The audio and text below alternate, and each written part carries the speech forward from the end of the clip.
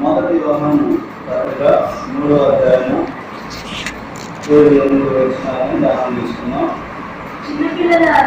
చిన్నపిల్లలారా ఎవరిని మిమ్మల్ని మోసపరచనీయకుడి, ఆయన నీతిమంతుడై ఉన్నట్టు నీతిని జరిగించు ప్రతివాడును నీతిమంతుడు. అపవాది మొదట నుండి పాపము చేయుచున్నాడు కనుక పాపము చేయువాడు అపవాది సంబంధి.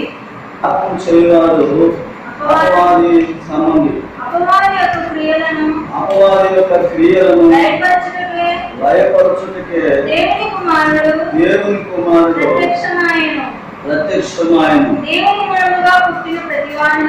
దేవుని మూలముగా పుట్టిన ప్రతి వానిలో ఆయన బీజము నిలుచును కనుక వాడు పాపము చేయడు. చిన్న ప్రార్థన చేసుకుందాం. నామాలు చెల్లించుకుంటున్నాం. ఈ యొక్క ఉదయకాల సమయంలో తండ్రి మొదటి పరిశుద్ధ దినం అయాన్ని ప్రజలతో తండ్రి మొట్టమొదటిగా మాట్లాడడానికి తండ్రి మీ శిక్షణ చేరి ఉండగా తండ్రి నా స్వరాన్ని మీరు ఉండి ప్రభావితమని మాటలు నా పదవులు అందించి మీరు మహిమ తెచ్చుకోండి. కొద్ది నిమిషాలు తండ్రి ఈ నామం ఘనత కొరకు కార్యం జరిగించమని సమస్తమైన ఆధిపత్యము మీకే చెల్లించుకుంటూ యేసునామములో ప్రార్థిస్తున్నాము. ఆమేన్. దేవుడికి స్తోత్రం కలుగును గాక. గట్టిగా చెప్తాం హల్లెలూయా. ఈ పరిశుద్ధ లేఖనాల్లో మనకు తెలియజేస్తున్నటువంటి ఈ మాటలను మరి ఒకసారి ఒక వచనాన్ని 7వ వచనాన్ని మనం ధ్యానం చేస్తూ ఉంటున్నప్పుడు మనకి కనపడుతూ ఉంటుంది. ఒకసారి చదువుకుందాం 7వ వచనాన్ని.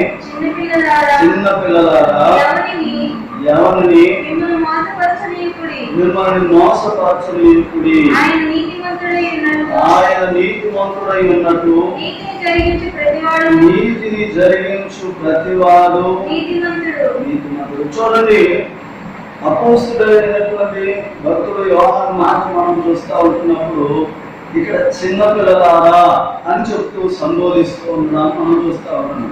ఎవరిని కూడా మిమ్మల్ని మోసపరచనీయుడి అని చెబుతూ ఉంటున్నాం.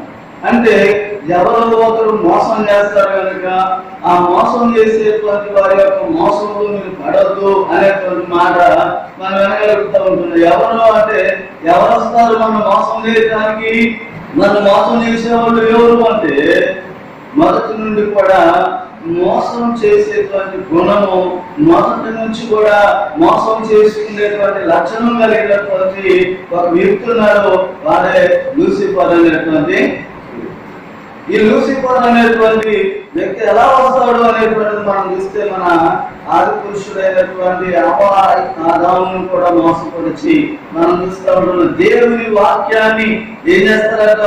కలిపి చెరిపేటటువంటి స్వభావం, దాన్ని వక్రీకరించేటువంటి స్వభావం మనం చూస్తూ ఉంటున్నాం.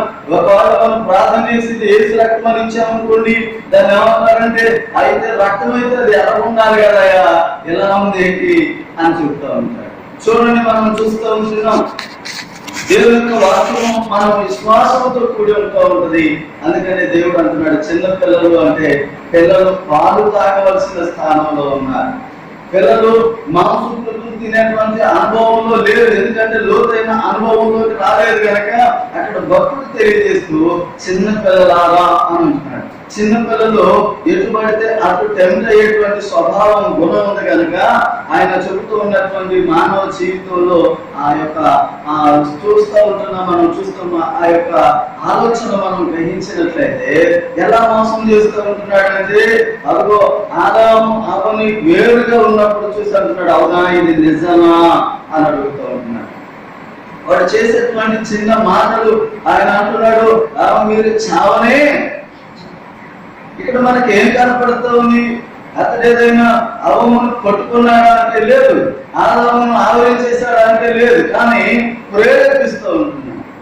ఏంటంటే వాక్య విరుద్ధమా దేవుని యొక్క మాటలు మేరడానికి మరి ప్రేరేపిస్తున్నట్టుగా మనం చూస్తూ ఉంటున్నాం. పడుతున్నటువంటి మాట ఏదంటే అవునా ఇది నిజమా అని అడుగుతూ ఉంటున్నాడు. అవును అంటే ఇది మీరు చావనే చావరు, మీ ఇది తిని తినమన మీ కన్నులు ఏం చేయబడతాయంట? తెరవబడతాయి.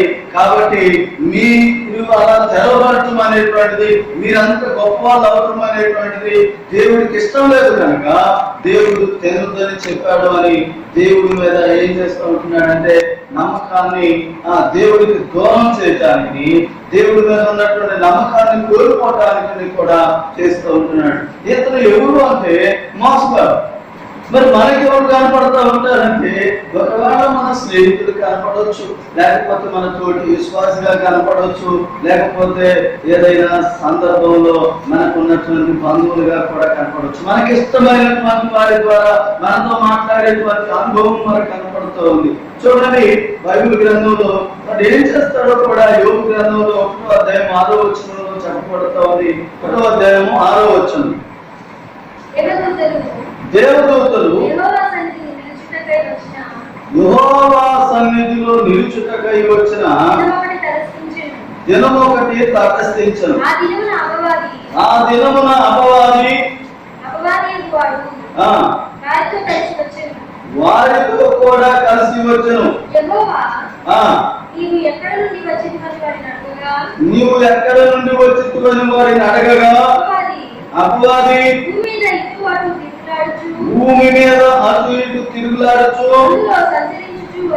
అందులో సంచరించుచు వచ్చితిని అనెను. అందుకు యెహోవా నీవు నా సేవకుడైన యోబు సంగతి ఆలోచించితివా? అతడు యథార్థవంతుడును న్యాయవంతుడునై దేవుని యందు భయభక్తులు కలిగి చెడుతనమును విసర్జించిన వాడు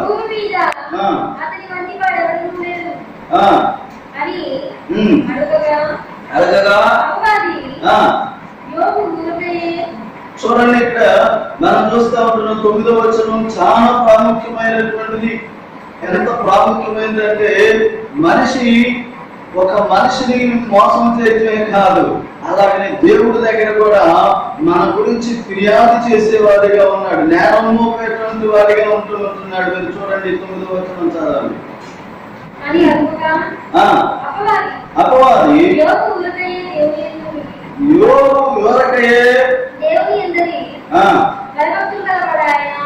భయభక్తులు గలవాడు ఆయన, నీవు అతనికి నీవు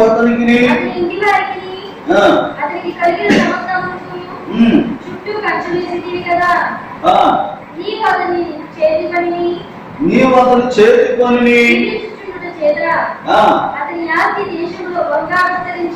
అతని ఆస్తి బహుగా విస్తరించి ఉన్నది. అయినను నీవు ఇప్పుడు నీ చేయి చాపి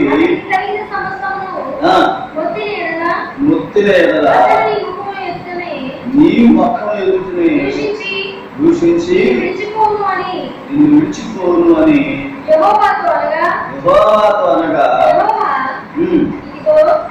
ఇదిగో అతడు ఏదో ఒక రీతిగా మరి నిరూపించుకోవటానికి, ఏదో ఒక రీతిగా అదిగో తన యొక్క ఉనికిని కనపరుచుకోవడానికి, ఇంకా తన హక్కును మరి కోరుకోకుండా మనిషి మీద ఉన్నటువంటి తన తాత్పర్యాన్ని తెలియజేస్తూ మోసం చేస్తూ మన మీద ఏం చేస్తూ ఉంటున్నాడు అంటే ఫిర్యాదు చేస్తూ ఉంటున్నాడు. మనం చూస్తూ ఉంటున్నాం జకర్యా గ్రంథంలో 3వ అధ్యాయంలో మనకి చెప్పబడుతూ ఉంది, ఇదిగో మలిన వస్త్రాలు కలిగినటువంటి ఆ యొక్క యెహోషువ అనేటువంటి యాజకుడిని గురించి అందులో దేవుని దూత అయినటువంటి దగ్గర ఫిర్యాదు చేస్తున్నట్టు మనం చూస్తూ ఉంటున్నాం.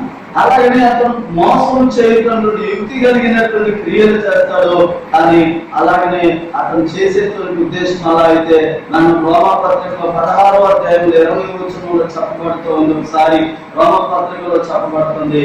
ఆ మాటలో మనం ఏం చేయాలి అంటే మనం ఎలా నిర్ణయాలు తీసుకోవాలంటే మనం ఈ వాక్యం ద్వారా చూసుకున్నాం. రోమపత్రిక 16వ అధ్యాయం 20వ వచనంని సమాధానకర్తయగు దేవుడు సాతానును మీ కాళ్ళ క్రింద శీఘ్రముగా చెతకి తొక్కించును. చూడండి, మనము దాన్ని ఎలా ఎదిరించాలి అంటే దాన్ని అంగదొక్కడం ద్వారా బైబిల్ చెప్పబడుతుంది. దాన్ని అంతా దేవుడు అంతా మన పాదముల క్రింద తొక్కిస్తాడు అనేటువంటి ఒక విశ్వాసం అనేటువంటిది ఉందంట. ఆ విశ్వాసం ద్వారా మనం దేవుడి యొక్క మీద విశ్వాసం ఉండాలి. రెండోది ఏంటంటే మనం దాన్ని ఎదిరించడం ద్వారా బైబిల్ ఏం చెబుతుందంటే సాతాను ఏం చేయాలంట, మరి వాడు యుక్తిగల్లోడు కనుక మన మీద నేరం మోపుతున్నాడు కనుక మనని చికిస్తున్నాడు కనుక మనం ఏం చేయాలా అని లోబడాలా అంటే దేవుడు అంత మాత్రం అనుమతించడం లేదు. కానీ దేవుడు చెబుతున్న మాట ఏంటంటే వాడిని ఎదిరించడం ద్వారా మనం ఏం చేయబడతాడంటే మనం అతని మన పాదాల క్రింద తొక్కించడం అనేటువంటిది జరుగుతూ ఉంది. మనం ఎలా ఎదిరించగలం? మనం ఎదిరించి నిలబడాలంటే మనకు ఉన్న బలం ఏంటంటే దేవుని యొక్క వాక్యం. బైబిల్ చెబుతా ఉంది మనం ఎదిరించి నిలబడాలి. నిలబడటం అనేటువంటిది మనం చూస్తున్నప్పుడు, నిలబడటం అనేది చూస్తూ ఉంటున్నప్పుడు మనకి విశ్వాసం చాలా ప్రాముఖ్యమైనటువంటి. మనం విశ్వాసం ఉంచాలి. విశ్వాసం అనేటువంటిది దేని మీద ఉండాలంటే మన మీద మనకి విశ్వాసం కాదు, కానీ మన దేవుని మీద మనకి విశ్వాసం ఉండాలి. ఆ విశ్వాసం ద్వారా మాత్రమే మనం అపవాదిని ఎదిరించవచ్చు. అలాగనే దేవుని యొక్క వాక్యం అనేటువంటి మన చేతిలో, మన నోటిలో, మన హృదయంలో ఉంటూ ఉంటుంది. మన చేతిలో బైబిల్ ఉంది అని చెప్పడం కాదు, కానీ దేవుని యొక్క వాక్యం అనేటువంటి ఆత్మ ఖడ్గాన్ని ధరించినటువంటి వారి అని బైబిల్ చెబుతూ ఉంది. మనం ఆపత్తినమందు అపవాదిని ఎదిరించుట కొరకు అని చెప్పబడుతుంది. దేవుడు ఇచ్చేటువంటి సర్వాంగ కవచాన్ని ధరించండి అని ఎఫెసీ రాసినటువంటి పత్రికలో అపోస్తలుడైనటువంటి పౌలు కొరింథీ సంఘానికి తెలియజేస్తూ ఉంటున్నాడు. ఎలా ఎదిరించాలి అంటే, ఎదిరించడానికి ముందరగా, అతన్ని ఎదుర్కోవడానికి ముందరగా దేవుడు ఇచ్చేటువంటి సర్వాంగ కవచాన్ని ధరించాలట. ధరించినటువంటి మనము ఏం చేయాలంటే, అపవాదిని ఎదిరించడానికి మనం దేవుడి పక్షంగా నిలబడాలి. ఎలా ఎదిరించగలమంటే, మనం దేవుని గురించి, దేవుని కార్యాల గురించి ఆ జన్మలో సాక్ష్యం ఇవ్వడం ద్వారా మనం ఏం చేయబడతామంటే విశ్వాసం ముందు నిలబడగలుగుతూ ఉంటాం. మనం చెబుతా ఉంటాం, అందుకని వాళ్ళు ఎలా జయించారట దేవుడు అంటే, వారు నమ్మకమైనటువంటి వారట దేవుడికి. ఏంటట, దేవుడు వారి గురించి చెబుతూ ఉంటున్నాడు. వారు విశ్వాసం కలిగినటువంటి వారు మాత్రమే కాదు, వారు ఏర్పరచబడినటువంటి వారు. అంటే ఏర్పరచబడినటువంటి వారు మాత్రమే కాదు, వారు పిలవబడినటువంటి వారట. వారు ఏర్పరచబడిన వారు, పిలవబడినటువంటి వారు, నమ్మకమైనటువంటి వారైనందున దేవుడు అపవాదిని జయించాలట. చూడండి, నువ్వు కూడా జయించినట్లయితే ఎలా జయించాలంటే, మొట్టమొదటిగా దేవుడికి నీ జీవితాన్ని నమ్మకంగా అప్పగించుకోవాలి. నటించే జీవితం వద్దు, నామకార్థమైన జీవితం వద్దు, వేషధారమైనటువంటి జీవితం వద్దు. ఎందుకంటే ఆ నకిలీ జీవితం మనకి వద్దు.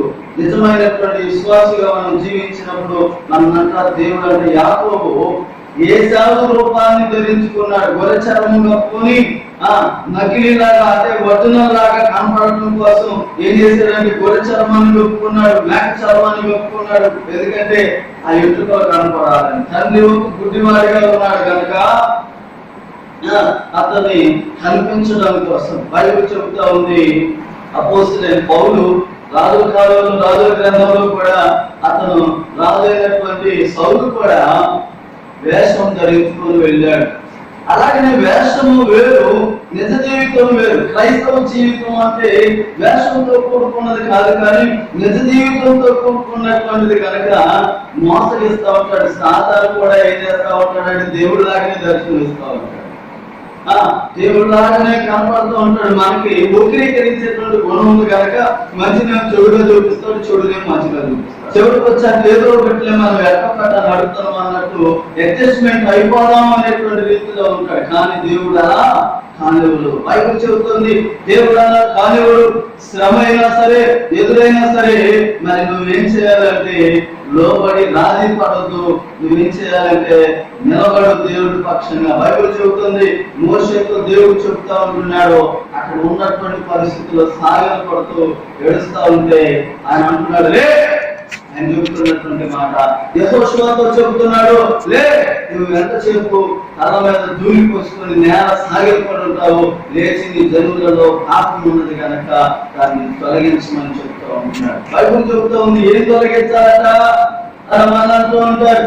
అయ్యో పాస్టర్ గారు, మాకు ప్రార్థన చేయండి, మా పిచ్చి కళలో మంచిది పిచ్చి కళలు వస్తున్నాయంటే నీ బలం సరిపోకపోవచ్చు, లేకపోతే నీకు చెడుని ప్రేరేపిస్తూ నిన్ను లాగవేసుకోవటానికి ప్రయత్నం చేస్తూ ఉంటున్నాడు. కానీ నువ్వు దాన్ని జయించాలంటే యేసు వైపు తిరగాలి, యేసు మీద నమ్మకం ఉంచాలి. అందుకనే చెబుతున్నాడు, సేవకుడు నా గొర్రె నా స్వరము. నీవు దేవుని స్వరాన్ని వింటూ ఉంటున్నట్లయితే ఇందులో మనం ఉంటా ఉంటాయి. బైబిల్లో నేను ఇంతకు ముందు చూశాను, గుడ్డు గొర్రె అంట, మధ్య గొర్రె అంట, గుడ్డు గొర్రె అంట. ఇలాగా ఒక 6 రకాలైనటువంటి గొర్రెలు ఉన్నాయి. కొవ్వినటువంటి గొర్రె మనం యేసుల గ్రంథంలో కనపడతా ఉంటది.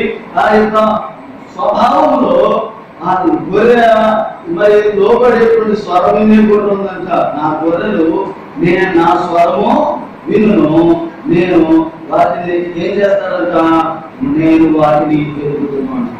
దేవుడు అంటే వాటిని ఎరుగుతాడట. ఒకవేళ నిన్ను ఎవరైనా ఎరిగినా ఎరగకపోయినా, నీకు ఎవరైనా ఆధిక్యం ఇవ్వకపోయినా, నువ్వెవరో నీ స్థితి ఏంటో కూడా నీ యజమానుడైనటువంటి నీ దేవుడు ఎరిగినటువంటి వాడిగా ఉంటున్నాడు. మన ఒక అసలు ఇక్కడికే చూశాను, అసలు ఉన్నప్పుడు నకిలీ వస్తాను. లేదంటే అసలు నోటు అన్నప్పుడు నకిలీ నోటు ఎలా వస్తుందో, అసలు ఉన్నప్పుడు ఏదైనా ఒక ప్రోడక్ట్స్ ఉన్నాయనుకోండి, అది డూప్లికేట్ కూడా తయారు చేస్తూ ఉంటున్నారు. విలువైనటువంటి వాటిని డూప్లికేట్ చేసి దాని పేరు చెప్పుకొని అమ్ముకున్నటువంటి రీతిగా ఇలాంటి క్రైస్తవ్యంలో కూడా అలాంటి పరిస్థితులు ఏర్పడుతూ ఉన్నాయి. కనుక మనం ఏం చేయాలంట? జాగ్రత్త అంటున్నాడు. ఎందుకంటే మనకి జాగ్రత్త, ఎందుకంటే అసలు ఉన్నప్పుడు డూప్లికేట్ ఉంటూ ఉంటాయి కనుక డూప్లికేట్ ని మనం అసలు అనుకునేటువంటి రీతిగా నమ్మకంగా ఉంటూ ఉంటుంది. చూడండి, మనకు మన ఆఫర్స్ ఎలా ఉంటాయంటే ఒకటి కనుక ఒరిజినల్ ఇస్తే 4 డూప్లికేట్ వస్తాయి. అలాగనే మనం ఎలానే విశ్వాసగానే ఉంటాం, మనం గొప్పగానే ఉంటాం. వాటికి వెళ్ళినప్పుడు మన జీవితం ఏమైతుందంటే చెల్లుబాటు అన్నటువంటి స్థితిలో ఉన్నది. నేను మీకు చెబుతున్నటువంటి వాక్య భావాన్ని మనం గ్రహించడానికి ప్రయత్నం చేస్తే మనం బైబిల్ గ్రంథంలో అపవాదిని ఎదిరించడం ద్వారా, మనం ఎదిరించాలి అంటే మనం ఏం చేయాలట? బైబిల్ చెబుతుంది, యాకోబు భక్తుడు చెబుతూ ఉన్నాడు, అపవాదిని ఎదిరించుడి అని అంటున్నాడు. అయితే దేవునికి లోబడుడి. మీరు అపవాదిని ఎదిరించాలంటే ఫస్ట్ మొదటగా చేయాల్సింది ఏంటంటే దేవునికి నువ్వు లోబడాలి. దేవునికి లోబడి అపవాదిని ఎదిరించినప్పుడు అప్పుడు అంటవాడంట ఆ ఎదురు నుంచి పారిపోతూ ఉంటాడట. యేసు ప్రభువు కూడా అలాంటి శోధనలో నిలిచినటువంటి వాడిగా మనం కనపడుతూ ఉంటున్నాడు. అలాంటి పరిస్థితుల్లో నిలబడినటువంటి వాడిగా కనపడుతూ ఉంటున్నాడు. కొంచెం సేపు శ్రమ, కొంచెం సేపు పరిస్థితులను చూసి భయపడేటువంటి వారంగా కాకుండా దేవుని వాక్యంలో చూద్దాం. పరిశుద్ధ గ్రంథంలో నుంచి ఎఫెసీయులకు రాసిన పత్రిక 6వ అధ్యాయము 11వ వచనాన్ని మనం చూద్దాం. ఎఫెసీయులకు రాసిన పత్రిక 6వ అధ్యాయము 11వ వచనం. మీరు అపవాది తంత్రములను ఎదిరించుటకు శక్తిమంతులగునట్లు దేవుడిచ్చు సర్వాంగ కవచమును ధరించుకున్నాడు. చూడండి, అపవాది ఏమై ఉన్నాడట? తంత్ర కొట్టి వాడు తంత్రాలు మొదలు పెడతా ఉంటాడు. అపవాది ఏం చేస్తా ఉంటాడంటే నిన్ను విశ్వాసంలో నుంచి బయటకు లాగటమే వాడి పని, నిన్ను విశ్వాసానికి దూరం చేయటమే వాడి పని కదా. నిన్ను దేవుడి నుంచి ఎంత దూరం చేస్తే అంత, నిన్ను సంఘంలో నుంచి ఎంత మోసంతో మోస మాటలతో బయటకు తీసుకెళ్తే అంత ఉపయోగం ఉంటుంది కనుక బయటకు తీసుకెళ్తూ ఉంటాడు. అదిగో నీవు భరించలేవు. మనం చూస్తూ ఉంటున్నాం. ఒకసారి నేను అలాంటి పరిస్థితుల్లోనే మనం ఏం చేయాలి? మనం ఏం చేయడం ద్వారా మనకి ఈ యొక్క అపవాద మీద జయం వస్తూ ఉంటుందంటే బైబిల్ గ్రంథంలో యేసు ప్రభువు తన శిష్యుల కంటే ఏం ఇచ్చాడంటే 9వ అధ్యాయం లోకాసు వార్త 1వ వచనంలో మనకు చెప్పబడుతుంది. ఆయన తన 12 మంది శిష్యులను పిలిచి సమస్తమైన దయ్యముల మీద శక్తిని, అధికారమును, రోగములను స్వస్థపరచు వరములను వారికి అనుగ్రహించి దేవుని రాజ్యమును ప్రకటించుటకును, రోగులను స్వస్థపరచుటకును వారిని. చూడండి, వీళ్ళు ఎవరంట? శిష్యులు. వీళ్ళకంట పిలిచంట వారికి అధికారాలు ఇచ్చాడట. పిలిచి ఏం చేశాడు? వారికి అధికారం ఇచ్చాడు. రోగులను స్వస్థపరచడానికి, దేవుని రాజ్యాన్ని గురించి ప్రకటించడానికి కూడా ఆయన అధికారం ఇచ్చినట్టు మనం చూడగలుగుతూ ఉంటున్నాం. చూడండి, బైబిల్ గ్రంథంలో మనం అపోస్తల కార్యముల గ్రంథం తీయకండి 8వ అధ్యాయంలో చెప్పబడుతుంది. పిలుపు మరి సమరయ అనేటువంటి పట్టణంలో చెదిరిపోయి వాక్యం చెబుతూ ఉంటున్నప్పుడు ఆయన మాటల మీద విశ్వాసం ఉంచినటువంటి వారంట గొప్ప అద్భుతాలను పొందుకున్నారంట, చూశారట. అది గొప్ప పరిచర్య జరుగుతూ ఉన్నట్టు మనం చూడగలుగుతూ ఉంటున్నాం. ఆయన మాటల మీద విశ్వాసం ఉంచలేదు అనుకోండి, మనం అది చూడగలము అంటే అది ఎంత మాత్రం కూడా చూడలేము అనేటువంటి విషయాన్ని నేను మీకు గుర్తు చేసుకుంటున్నాను. మరి ఒకసారి అయ్యా వారికి శిష్యులు కదా, మాకు కాదు కదా అని చెప్తా ఉంటే 16వ అధ్యాయము 17వ వచనాన్ని ధ్యానం చేసుకున్నాం. నమ్మిన వారి వలన ఈ సూచక క్రియలు కనపడు. ఏమనగా నా నామమున దయ్యములను వెళ్ళగొట్టుదురు, కొత్త భాషలు మాట్లాడుదురు, ఆవులను ఎత్తి పట్టుకుందురు, మరణకరమైనది ఏది తాగినా అది హాని చేయదు. రోగుల మీద చేయించినప్పుడు 16వ వచనం కూడా చదవమ్మా. నమ్మి బాప్తిసం పొందినటువంటి వారు రక్షించబడును, నమ్మని వారికి శిక్ష విధించబడును. ఇక్కడ మనం చూడండి, నమ్మి బాప్తిసం పొందినటువంటి వారు ఎవరికైతే కృపావరాలు అనుగ్రహించబడ్డాయి, ఎవరు తన శిష్యుడుగా ఎంచబడుతున్నాడంటే ఎవరు నమ్మి బాప్తిసం తీసుకుంటున్నాడు అంటే యేసు క్రీస్తు అయి ఉన్నాడు అనేటువంటి నమ్మకంతో ఆయన పరలోకములో నుండి మానవ రూపాన్ని ధరించి మానవుడిగా ఉన్నటువంటి ఆయన మన కొరకు శ్రమపడి ఆయన మరి చనిపోయి మానవ పాపానికి పరిహారంగా తన రక్తాన్ని చెందించి చనిపోయి పాతి కట్టబడి తిరిగి లేచాడు అనేటువంటి నమ్మకం కలిగినటువంటి వారు ఏదైతే ఉన్నారో ఆయన నోటితో హృదయంలో విశ్వసించి ఆయన ఎవరైతే నమ్మి బాప్తిసం తీసుకుంటారో వారి మీదంతా వారంతా వారి ద్వారా ఏం జరుగుతాయంట, సూచక క్రియలు జరుగుతాయంట. నమ్మని వాళ్ళకి శిక్ష విధించబడతారు. ఎప్పుడు రాయనే ఉంటాడు, ఆనందం తీసుకున్నట్టు అయ్యా వారు యేసు ప్రభువు నమ్ముకోలేదు, బాగానే చదువుతూ ఉంటున్నాడు, బాగానే తింటూ ఉన్నాడు, అతనికి ఎక్కడి నుంచి డబ్బులు వస్తున్నాయో తెలియడం లేదు, మరి అతను సుఖంగా బతుకుతున్నాడు, మరి నేను యేసు ప్రభువుని నమ్ముకొని ఏం చేస్తూ ఉంటున్నాను, నా పన్ని కష్టాలే, నా పన్ని అవమానాలే, అన్ని వేళల్లో చెప్పుకుంటూ ఉంటాడు. కానీ బైబిల్ చెబుతుంది, స్వాతంత్రం సహించినటువంటి వాడు ధన్యుడు, జీవ కిరీటము వేళ ఎంతో ధన్యం. బైబిల్ చెబుతుంది, కొన్ని శోధనలు వచ్చినప్పుడు నువ్వు కృంగిపోవద్దు, నువ్వు వాడిని అది ఎదిరించేటువంటి శక్తి ఉంది, వారితో పోరాడగలిగినటువంటి శక్తి నీలో నివసించేటువంటి క్రీస్తు జయించాడు కనుక ఆ నీరు నివసించుతున్నటువంటి ఆత్మ క్రీస్తు యొక్క ఆత్మ నీలో ఉన్నట్లయితే నువ్వేం చేయగలుగుతావు అంటే నువ్వు స్వతంత్రుడివి. అంటే ఎక్కడైతే కుమారుడైన క్రీస్తు యొక్క ఆత్మ ఉంటుందో అక్కడ స్వతంత్రత అనేటువంటిది ఉంటుందని బైబిల్ గ్రంథం చెబుతుంది. అయితే శిష్యుడుగా నిన్ను చేర్చుకున్నప్పుడు అప్పుడు నీకు ఏం చేయబడుతుంది అంటే అపవాదిని జయించడానికి నీకు విశ్వాసం వస్తుంది. నువ్వు నమ్మి బాప్తిసం పొందుకున్నావు కనుక ఈ సూచక క్రియలు నీ ద్వారా జరుగుతాయి. నీవు అద్భుతాలు చేయగలుగుతావు. నీవేం చేయగలుగుతావు అంటే రోగుల మీద ప్రార్థన చేతులించినప్పుడు ఏమైతుందంటే స్వస్థత అనేది జరుగుతూ ఉంటాయి. అలాంటి అనుభవాలు నీ జీవితంలో జరగాలంటే మొట్టమొదటిగా నువ్వేం చేయాలంటే బాప్తిసం పొందడమే కాదు, నీ జీవితాన్ని మార్చుకోవడానికి ప్రయత్నం చేయాలి. దేవుడికి అనుగుణంగా వాక్యానుసారమైన జీవితాన్ని కట్టుకోవడానికి ప్రయత్నం చేసినప్పుడు నీ జీవితంలో అలాంటి అనుభవాలు దొరుకుతూ ఉంటాయని దేవుని వాక్యం తెలియజేస్తూ ఉంది. అందుకని అపవాదిని శీఘ్రముగా నీ పాదముల క్రింద అంటే తగిన సమయంలో దేవుడు అంటే ఏంటంటే పాదాల కింద తొక్కించి నీకు అపవాది మీద జయమిస్తానని చెబుతూ వాగ్దానం చేస్తున్నటువంటి వాడు నమ్మదగిన వాడు కనుక ఆ వాగ్దానాన్ని బట్టి మనం ఏం చేయాలట, విశ్వాసం ఉంచాలి, వాళ్ళని ఎదిరించాలి. ఎలా ఎదిరించగలం అనేటువంటి మనం తర్వాత తెచ్చుకుందాం. ఈ మొదటి పరిశుద్ధ దినంలో భాగంగా మనం యొక్క వృత్తి విషయమై మనం ఈ సమయం దేవుడి సన్నిధిలో కూర్చుకున్నాం. పరిశుద్ధ గ్రంథం లేఖనాల్లో భాగంగా మనం ఒక చిన్న విషయాన్ని మనం చూద్దాం.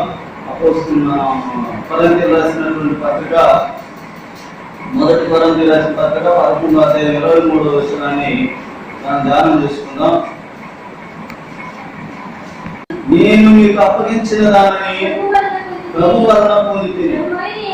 ప్రభు అయిన యేసు తాను అప్పగించబడిన రాత్రి ఒక రొట్టెను ఎత్తుకొని కృతజ్ఞతాస్తుతులు చెల్లించి దాన్ని విరిచి, ఇది నీ కొరకైన నా శరీరం, నన్ను జ్ఞాపకం చేసుకున్నట్టై ఇది చేయుడని చెప్పను.